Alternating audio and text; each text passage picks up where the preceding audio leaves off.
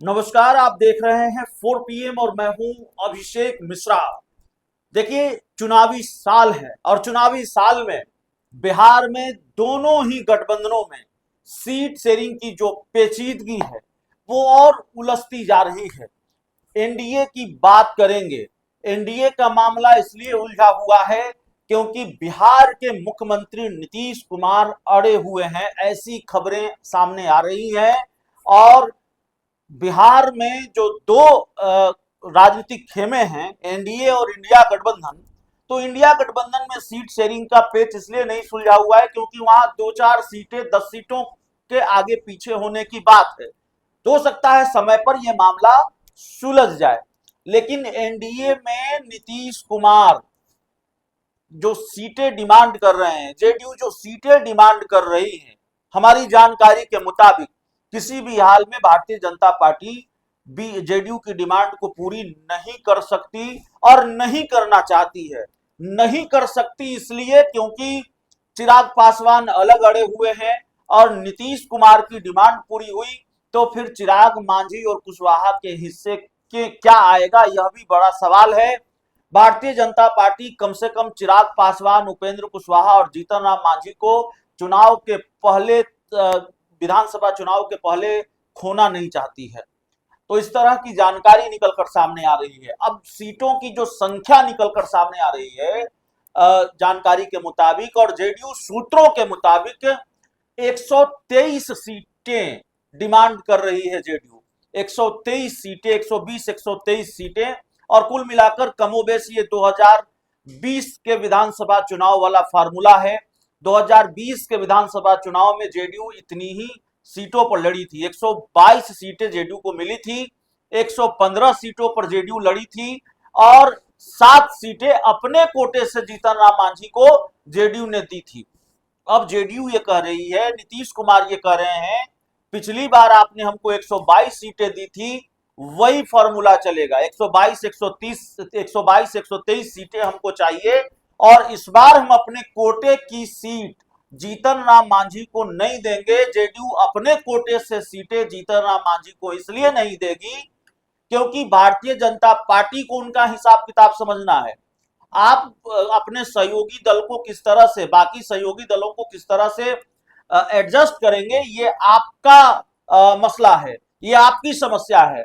हमको 2020 के विधानसभा चुनाव में जो सीटें मिली थी वही सीटें चाहिए।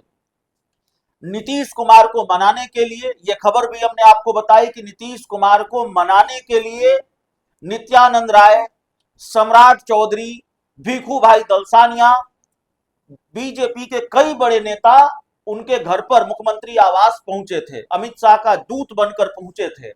लेकिन जेडीयू की तरफ से, नीतीश कुमार की तरफ से जो अंदर खाने की खबर है, साफ तौर से ये कह दिया गया है, जो राजनीतिक गलियारों में चर्चा है, जेडीयू ने ये साफ तौर पर, नीतीश कुमार ने ये साफ तौर पर कह दिया है कि भाई, आप, बीजेपी जो है वो अपने सहयोगी दलों को कैसे एडजस्ट करेगी ये बीजेपी जाने, लेकिन हमको इतनी सीटें चाहिए। तो 122 या 123 सीटें जेडीयू चाहती है, हर हाल में जेडीयू चाहती है। और 123 सीटों पर जेडीयू, 123 सीटों से कम पर जेडीयू मानने को तैयार नहीं है। 123 सीटों की डिमांड की वजह से एनडीए में कई तरह के खेल हो रहे हैं।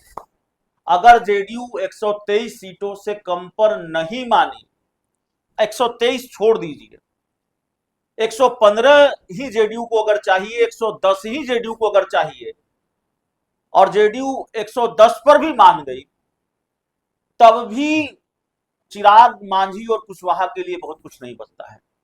चिराग पासवान को लेकर खबर है, उनको 18-20 सीटें दी जा रही हैं।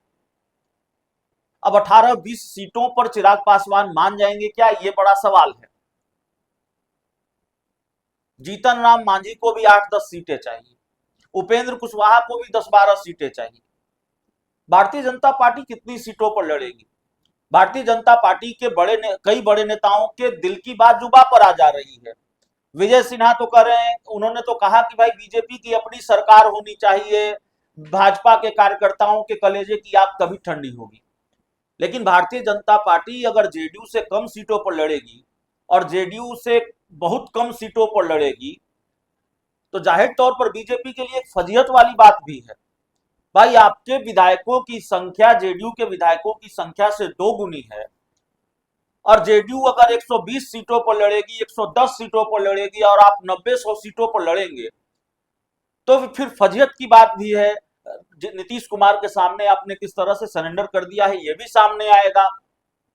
और फिर बीजेपी का खेल यह भी है कि नीतीश कुमार को किनारे लगाना है। 2025 के चुनाव नतीजे चाहे जिसकी तरफ भी हो, एनडीए की सरकार बनने की स्थिति में हुई तो नीतीश कुमार को कुर्सी नहीं देनी है, उनको मुख्यमंत्री नहीं बनने देना है, तो यह भी खेल है। लेकिन अगर जेडीयू ज्यादा सीटों पर लड़ेगी तो बीजेपी से ज्यादा सीटें हो सकता है जेडीयू को आ जाए। अगर बीजेपी और जो बीजेपी ने जो खेल पहले किया 2020 में, उस तरह के खेल बीजेपी ने इस बार नहीं किया या कामयाब नहीं हुई, तो जेडीयू की सीटें बीजेपी से ज्यादा होगी, तो फिर नीतीश कुमार को निपटाने का प्लान कामयाब नहीं होगा, अधूरा रह जाएगा। और ऐसा नहीं है कि जिस तरह की चर्चा हम करते हैं या जो बात हमें समझ में आ रही है या जेडीयू के कई नेताओं से बातचीत होती है या कई दूसरे दलों के नेताओं से बातचीत होती है, भारतीय जनता पार्टी के जिस खेल की चर्चा हम अक्सर करते हैं, जेडीयू के नेता अक्सर करते हैं, वो बात नीतीश कुमार को न समझ में आ रही है या जेडीयू के रणनीतिकारों को न समझ में आ रही हो। तो जाहिर तौर पर खबर यह है कि नीतीश कुमार भी खेल समझ गए हैं भारतीय जनता पार्टी का, इसलिए बहुत मुश्किल शर्त जेडीयू की तरफ से रख दी गई है भारतीय जनता पार्टी के सामने। और मुश्किल शर्त यही है, जो नेता नीतीश कुमार से मिलने उनके घर गए थे, नीतीश कुमार ने 2 टूक कह दिया है उनसे कि भाई 122 सीटें, 122 या 123 सीटें हमको चाहिए, और 2020 के विधानसभा चुनाव में आपने दिया भी था हमको 122 सीटें, तो हमारा स्ट्राइक रेट भी, तो अब ये कहा है कि नहीं कहा, स्ट्राइक रेट वाली बात मैं अपनी तरफ से कह रहा हूं कि ये लग रहा हो जेडीयू को या ये कहा हो जेडीयू ने बीजेपी को कि भाई जेडीयू का स्ट्राइक रेट बीजेपी से बेहतर है। आप 17 सीटों पर लड़े तो 12 सीटें जीते लोकसभा के चुनाव में, और हम 16 सीटों पर लड़े तो 12 सीटें जीते लोकसभा के चुनाव में, तो कुछ स्ट्राइक रेट का मामला भी है।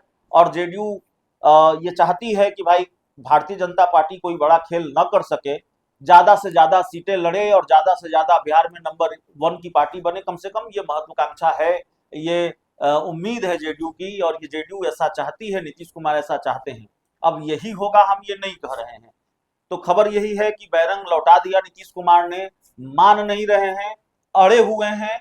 और भारतीय जनता पार्टी के बारे में हमने आपको पहले भी बताया कि सीट शेयरिंग के मसले को बीजेपी बहुत आगे खींच कर ले जाना चाहती है।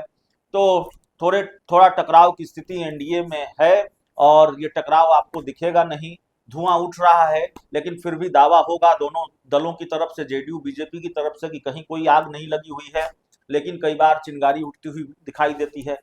तो सीट शेयरिंग का मसला कैसे सुलझेगा, ये देखने वाली बात होगी। और नीतीश कुमार को बीजेपी कैसे मनाएगी, कितनी सीटों पर मनाएगी, नीतीश कुमार मानेंगे कि नहीं मानेंगे, यह भी सवाल है। बहुत बहुत धन्यवाद।